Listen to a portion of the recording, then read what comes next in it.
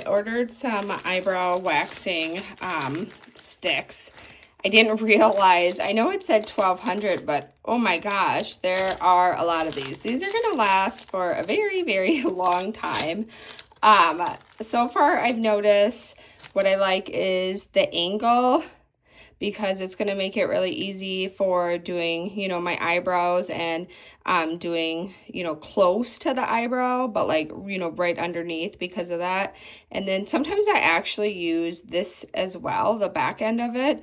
This is usually where you would hold it, but what I tend to do sometimes is I'll use this side for getting really close to my eyebrow, and then I'll use this side like for in between my eyebrows, like because it's a little bit thicker. So I like these work great, and they hold, you know, the wax great.